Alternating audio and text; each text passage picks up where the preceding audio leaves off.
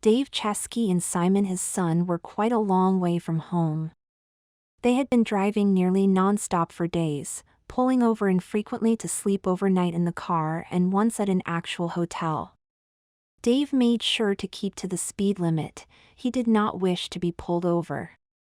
Being on the road for such a distance was taking its toll on Dave and Simon. They felt horrible and their clothing was in even worse straits. They used laundry facilities when they could, but it became apparent that they needed something new, especially since neither had time to pack before leaving. They were driving during an overcast day somewhere in the middle of Kentucky. Dave manned the wheel as always and popped a caffeine pill before washing it down with some day-old coffee. His eyes had become very dark, but drive he must. Simon woke up in the back seat. He pushed off blankets and blinked into the dreary outside. "Where are we?" "Not sure," Dave answered. "We're on the right road though. The map is in the glove box if you want to check." Simon stretched and yawned, then climbed into the front seat. He put on his seat belt but did not go for the map. He learned how pointless doing so was days ago. Every time Simon tried tracking their course, it reminded his father about switching to a different highway. They would have been to their new home by now if it weren't for Dave trying to throw off pursuit. Simon reached for his own cup of day-old coffee. A habit he picked up on this trip, though he didn't know why. He sipped some of the bitter liquid and cast another glance out his side of the car. A sign came up on the side of the road that piqued his interest. "Dad?" Simon said softly. "Yes? Can we go there?" Dave looked at the billboard sign as it sped by. It advertised a mall coming up at the next exit. He looked over to his 12-year-old son. The boy was just as shot as he was. His clothing worn out, he definitely needed to get out and walk. Dave smiled. "Sure, let's go." Not long later they pulled into an empty parking lot. The parking lot was obscenely large. In the distance a dark shape towered over the horizon. Dave drove towards that shape, speeding up. He was going over drawn golden lines meant for thousands upon thousands of parking spaces. It seemed a little ridiculous to have a parking lot this large. Who would want to walk so far to the mall? The mall was large. It towered over them, and the farther they drove over the parking lot, the more the structure seemed to blot out the very sky itself. The first 20 spaces in every parking row was marked handicapped. The father parked in one of them. There were no other cars around anyway. Moments later they walked up to a giant arched glass entryway and entered the mall.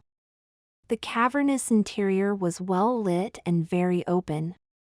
Stores of every kind lined a walkway that led into the horizon. All the stores looked open, they had plenty of merchandise available. Music filtered from unseen speakers hundreds of feet in the air. Looking up, one could make out many interconnecting bridges revealing multiple levels within the mall. The size was rather disconcerting, but not nearly as much as the fact that the mall seemed completely devoid of other people.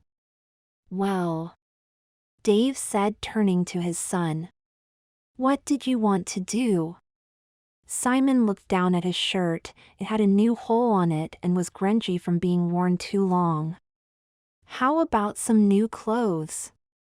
Dave looked over his own pitiful outfit. He nodded gruffly. He pulls out a wad of 20s and hands them to his son. "Get what you want and we'll meet back at this spot in 1 hour, okay?" He sees a store behind Simon. He nods towards it. "Later you and I will check that uniform store out. I signed you up for Bridgemore Academy where we're going and you'll need a school uniform." Simon nodded and hugged his father. Then the two split ways. "I want us to get back on the road in 3 hours, okay? So get what you need as fast as possible," Dave called out to Simon. Dave found a clothing store that held rather conservative-looking outfits. They appealed to his sense of fashion, plain and straight-laced. He entered and wandered the men's department. He looked around, but there was no sales associate in sight. Idly he wondered why nobody seemed about at all, but that thought quickly pushed out of his head when he realized he had walked into the women's section of the store. He turned to go back to the men's clothing when his arm brushed up against a blouse and static cling made it stick to him. He looked down at the blouse. The arm of the blouse was stretching off the rack, sticking to the cuff of his shirt. Dave sighed and bent down to fold the arm back into the nicely pressed blouse. The other arm of the blouse clung to Dave's other cuff. Exasperated, Dave pulled the light blue blouse off the shelf and tried to fold it to put it back. Instead, it flattened against his shirt, the arms matching up perfectly on his arms. What? He looked down. The blouse rippled and pulled taut, somehow creeping around and enveloping him. In a split second, he was wearing the blouse over his shirt. He backed away from the racks with the blouses while pulling on the one that he was wearing. He bumped into another rack and felt a fluttering about his waist. He looked down and yelped in surprise. A moderate-length, light blue skirt had secured itself around his waist and legs.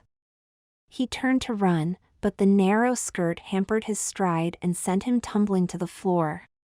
"Oomph," he gasped and coughed. His voice felt different, higher. He turned on the floor and felt a chill. Looking down showed that the clothing he had been wearing was dissolving underneath the blouse and skirt. More alarming was a flesh-colored snaking object that inched towards him on the floor. It was pantyhose? The sheer underwear yawned open and enveloped his feet, shoes and all, before sliding up his legs. The bulge from his shoes slimmed down into feet, smaller than what he knew they should look like. Too late, he started to kick and try to get the sheer material off, but his legs were already consumed and reshaped. He felt dizzy and started to hyperventilate. His next few breaths caused him to heave his chest. The chest stuck out further with each breath until two lovely shaped mounds stood out prominently. Dave felt something crawl up his arm. He looked to find a tip of gray disappear under the sleeve of his blouse. He wondered what it could be until he felt it wrap around his chest and pull his newly minted breasts in tight. Dave stood up. Curly hair dangled down his neck. He felt shorter against the surrounding clothing racks. He certainly felt lighter on his feet. He tested his voice. La, la la la. It rang out in a clear soprano. He then put his hands on his crotch. That moment confirmed all that had happened. Dave was now a woman. She sighed and wondered what to do. She looked around her. Nobody was anywhere. She took a step to the exit and felt her foot land neatly into a shoe. She looked down. Her right foot was now in an open-toed high heel. It matched the shirt and skirt nicely. She lifted her left foot and moved it forward. Slowly she brought that foot down, and sure enough a matching shoe slid out of nowhere to catch it. Dave sighed again. Then she straightened. Simon! She bolted from the store. Meanwhile, Simon had actually been looking through a couple of stores that had caught his eye. One held skateboarding equipment, another had some street clothing that he liked. Simon was able to find a few shirts and pants that appealed to him. He also found that most stores had a self-checkout counter that would automatically tally up his purchases. All he had to do was insert money into the cash eater. Simon kept his receipts to give to his father. He wandered back to the spot that he was supposed to be meeting his father. The uniform store caught his eye. He wondered what he would be wearing at this academy his father had signed him up for. So he went inside to check out what styles were available. The school uniform section showed quite an interesting range of styles.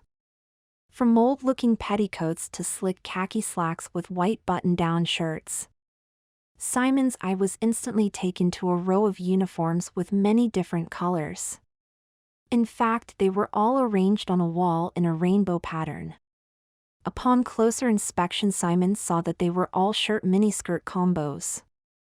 The top of the selections were white outfits with splashes of colored trims that made the rainbow motif out of them. The next row down were gray uniforms with the same rainbow of trim selections. The uniforms at Simon's level were navy blue with the colored trims. Simon pulled one with gold trim off the shelf. Looking at a tag on the inside, he saw the size and the word Sifuku. "Girls actually have to wear this?" he asked out loud. He held it up against his body and saw that the skirt came to just over his knees. He wondered what it was like to be so exposed. His legs had always been contained in pants or shorts. A thrill went up his spine and he looked around quickly, noting that, sure enough, nobody was about. It wouldn't be bad to try it on, would it?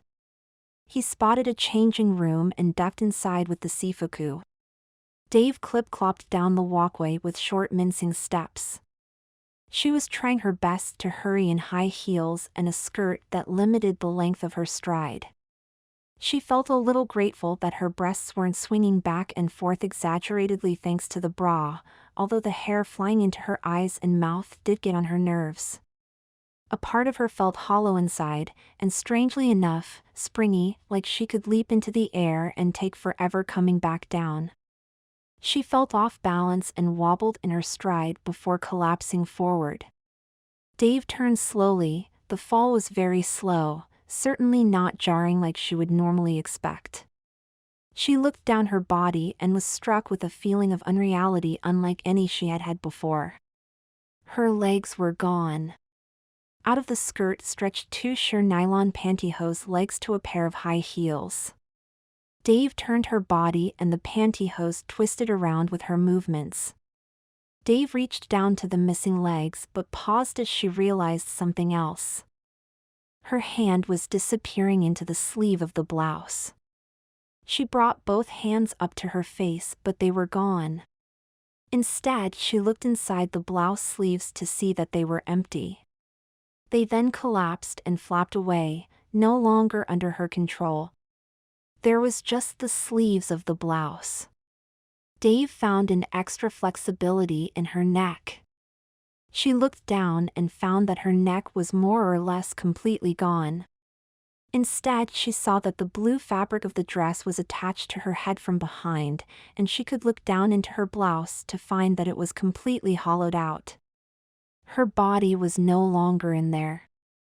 A bra hung over an invisible chest before collapsing in on itself. This was followed by her skirt, which also collapsed into a flat shape on the floor and then continued into her blouse at the stomach region, then chest, then. Dave's vision clouded over with stars and she could see no more. For a moment, there was no movement. The blue outfit remained on the ground, as though someone laid it out that way, haphazard and loosely in the shape of a person. Then there was a soft ringing, followed by two sets of footsteps. A prim and proper man bent over and gathered up the clothing. He folded it neatly and tucked it into a box. He then closed the box and turned around. He held the box out for the other person. The other person was a woman, dressed prim and proper as well. She was a straw blonde with good-looking figure and had a Victorian-era look about her, but could still fashionably fit in with modern society.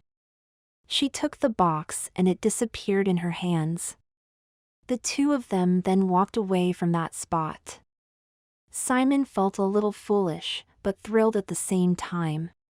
He looked over his reflection in the mirror and thought that the strange uniform looked good on him, despite being the wrong gender. He turned once, twice, then froze. On the third turn he found himself facing a drastically different reflection. His body instantly reduced in height, width, and mass.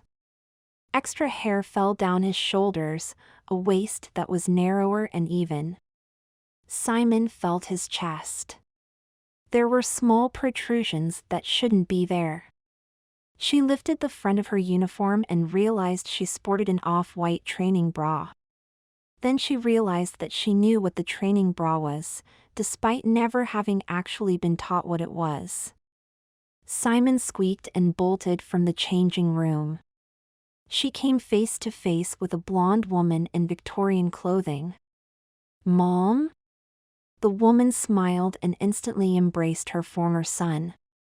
"Simon," she said, her voice catching a little. Simon hugged her back. How can you recognize me?" The woman leaned down to be face to face with her child. "Do you really think I couldn't my own child no matter what form you were to take? Do you know why I changed?" Simon asked her. "You put on the sailor fuku," the mother explained, indicating the navy blue with gold trim outfit worn by Simon. "Why would you do that?" Simon's cheeks flushed and she looked off to the side, feeling extra exposed in the skirt and fluttery outfit. It's okay," the woman said, smiling. Then hugged Simon again. "Let's just go home." "But Dad..." "Don't you worry about your father, I haven't harmed him. But he and I will talk later about you and he running off." "I'm sorry, Mom, it's just I..." Simon started and avoided eye contact as she began tearing up. The woman placed a finger on Simon's lips. "I'm not angry with you. The note you left explained how you felt. I promise we'll be closer from now on." She looked up and down her former son. "You can even stay a girl if you want. A mother and daughter have an extra special bond after all." Simon's mind reeled. The connection that had been missing, the thing she craved. Her eyes began to well up again. She then buried her head into her mother's embrace. "Thank you, Mommy, thank you. I love you so much." The proper man stepped into the store. "Ma'am, the mall director has asked that we hurry up. The doors will be shifting open soon." The woman nodded and stood. She took her new daughter's hand and the trio walked out of the store. In a few minutes the woman spirited all of them out of the mall.